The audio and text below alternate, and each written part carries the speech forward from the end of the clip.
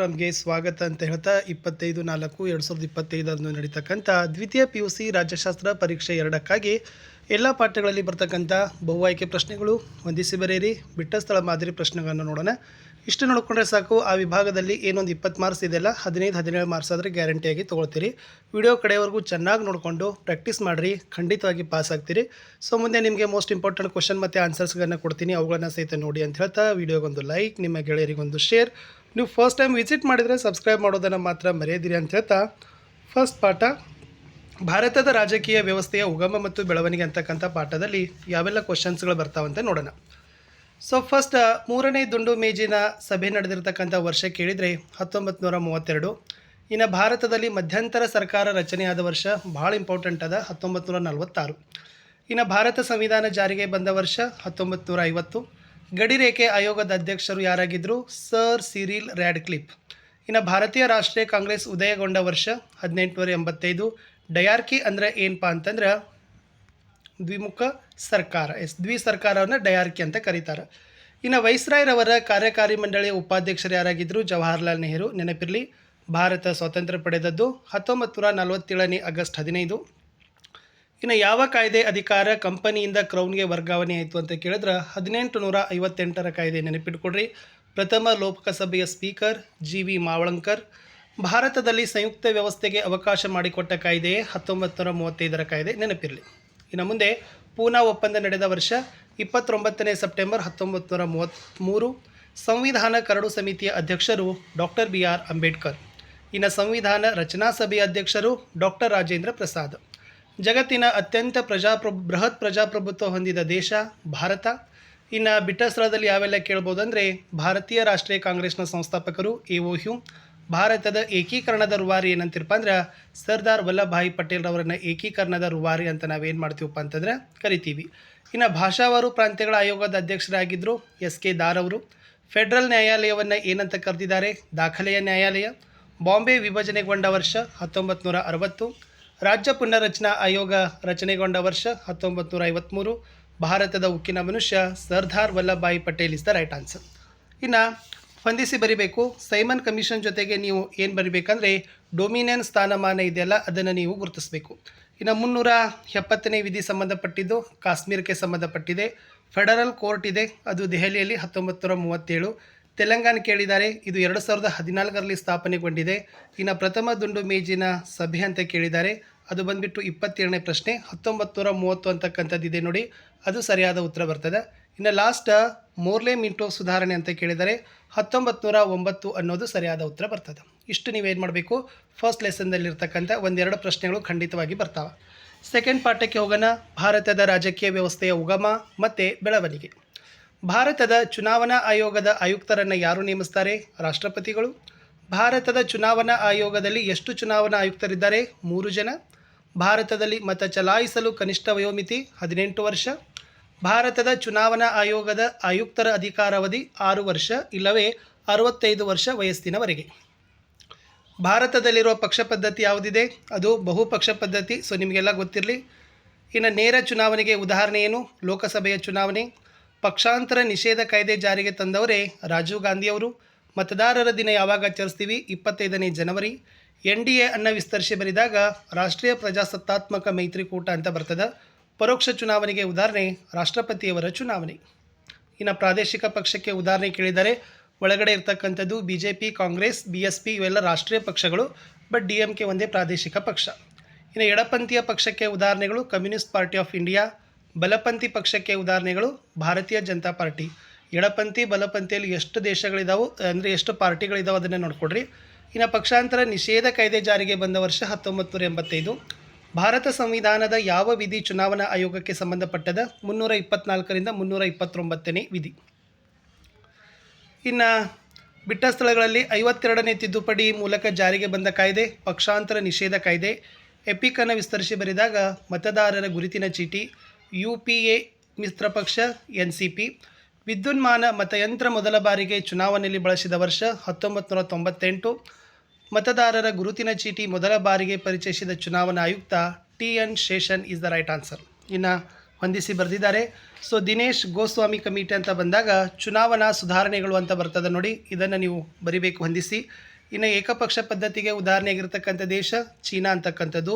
ಚುನಾವಣೆಯ ಮೂಲ ಪದ ಕೇಳಿದ್ದಾರೆ, ಎಲಿಗೇರ್ ಅಂತಕ್ಕಂಥದ್ದು A option is the right answer. ಇನ್ನು ದ್ವಿಪಕ್ಷ ಪದ್ಧತಿ ಕೇಳಿದ್ದಾರೆ, 24ನೇ ಪ್ರಶ್ನೆ, England is the right answer. ಬಹುಪಕ್ಷ ಪದ್ಧತಿಗೆ ಭಾರತ ಸರಿಯಾದ ಉತ್ತರ. ನೋಟ ಕೇಳಿದರೆ ಮೇಲಿನ ಯಾವುದೂ ಇಲ್ಲ ಅನ್ನೋದನ್ನು ನೀವೇನು ಮಾಡಬೇಕಿತ್ತು, ಬರಿಬೇಕಿತ್ತು. ಇಲ್ಲಿಗೆ ನಾನು 2 ಪಾಠದ ಏನು ಮಾಡಿದೆ, ಮುಗಿಸಿದ್ದೆ. 3ನೇ ಪಾಠಕ್ಕೆ ಭಾರತದಲ್ಲಿ ಆಡಳಿತ ಯಂತ್ರ. ಲಾಲ್ ಬಹದ್ದೂರ್ ಶಾಸ್ತ್ರಿ ಅಕಾಡೆಮಿ ಎಲ್ಲಿದೆ ಅಂತ ಕೇಳಿದರೆ ಮಸ್ತೂರಿಯಲ್ಲದ. ಭಾರತ ಸಂವಿಧಾನದ ಯಾವ ವಿಧಿ ಅಖಿಲ ಭಾರತ ಸೇವೆಗಳ ರಚನೆಗೆ ಅವಕಾಶವನ್ನು ಕಲ್ಪಿಸಿಕೊಟ್ಟಿದೆ, 312ನೇ ವಿಧಿ.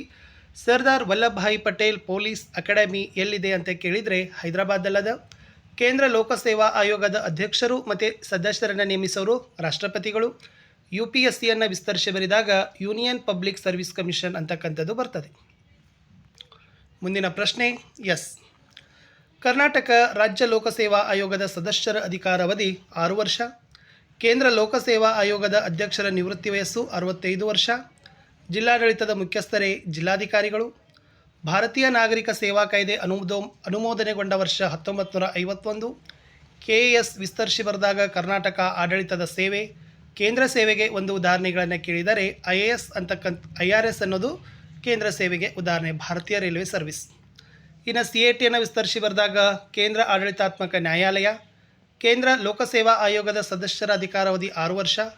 KPSC ಆಯೋಗದ ಅಧ್ಯಕ್ಷರನ್ನು ನೇಮಿಸೋರು ರಾಜ್ಯಪಾಲರು. ಆಡಳಿತದ ಮೂಲಪದ ಆ್ಯಡ್ ಮತ್ತು ಮಿನಿಸ್ಟರೇರ್. ರಾಜ್ಯ ಸೇವೆಗಳ ರಚನೆಗೆ ಅವಕಾಶ ಮಾಡಿಕೊಟ್ಟ ಭಾರತ ಸಂವಿಧಾನದ ವಿಧಿ 309 ಇಸ್ ದ ರೈಟ್ ಆನ್ಸರ್. ಮುಂದಿನ ಪ್ರಶ್ನೆ, ಎಸ್. ಕರ್ನಾಟಕ ರಾಜ್ಯ ಲೋಕಸೇವಾ ಆಯೋಗದ ಸದಸ್ಯರ ಅಧಿಕಾರಾವಧಿ ಅದು ಕೂಡ 6 ವರ್ಷ.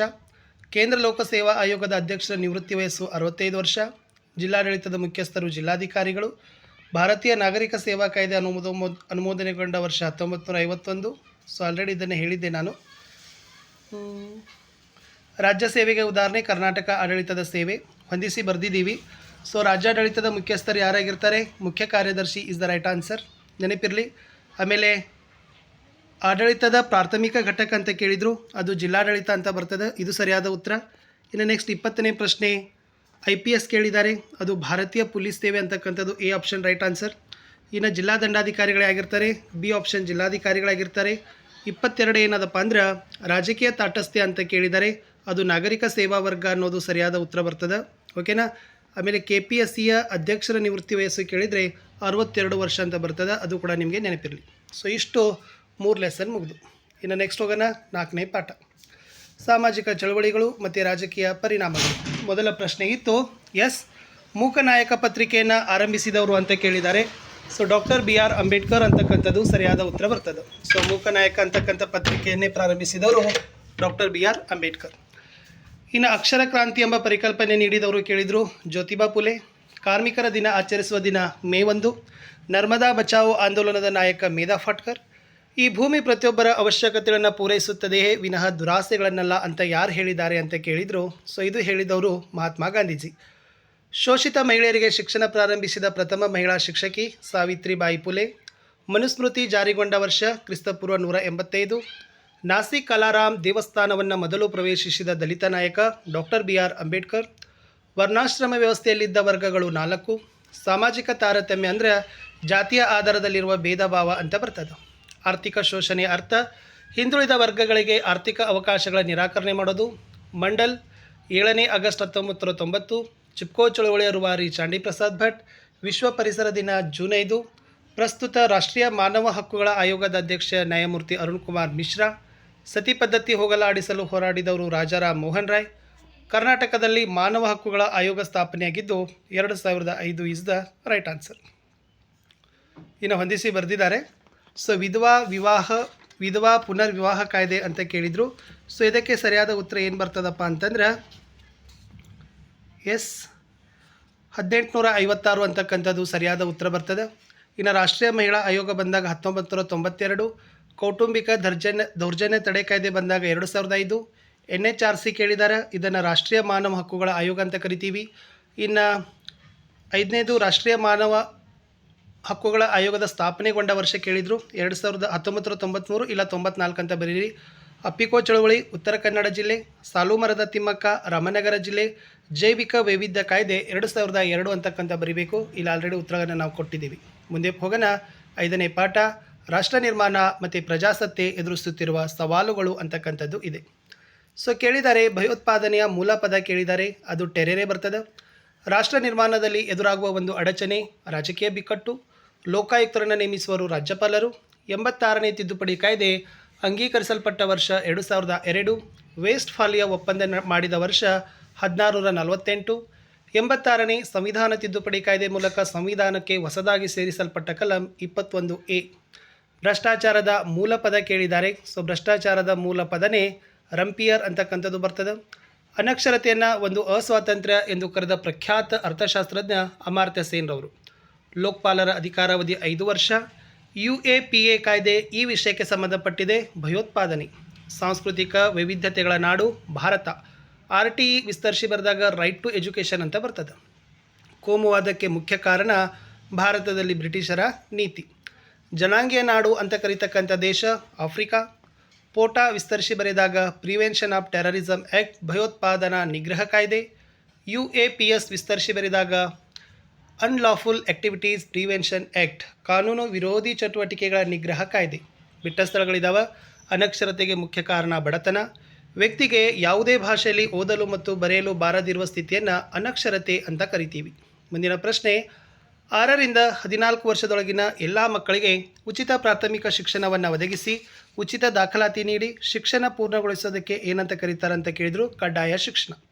ಸ್ವೀಡನ್ನ ಭ್ರಷ್ಟಾಚಾರ ವಿರೋಧಿ ಸಂಸ್ಥೆ ಒಂಬುಡ್ಸ್ಮನ್. ರಾಷ್ಟ್ರ ನಿರ್ಮಾಣದಲ್ಲಿ ಎದುರಾಗಿರುವ ಒಂದು ಅಡಚಣೆ ಪ್ರಾದೇಶಿಕ ಅಸಮತೋಲನ.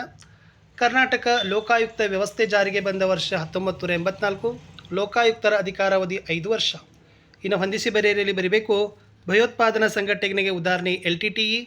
ಲೋಕಪಾಲರನ್ನು ನೇಮಕ ಮಾಡೋರು ರಾಷ್ಟ್ರಪತಿಗಳು. ಭ್ರಷ್ಟಾಚಾರ ನಿಷೇಧ ಕಾಯ್ದೆ ಕೇಳಿದ್ದಾರೆ 1988. ಶಿಕ್ಷಣ ಮೂಲಭೂತ ಹಕ್ಕು 21A ವಿಧಿ.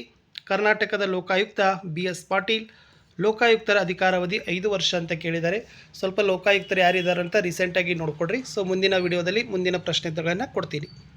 ವಿಡಿಯೋ ವೀಕ್ಷಿಸಿದ್ದಕ್ಕಾಗಿ ಬಾಯ್.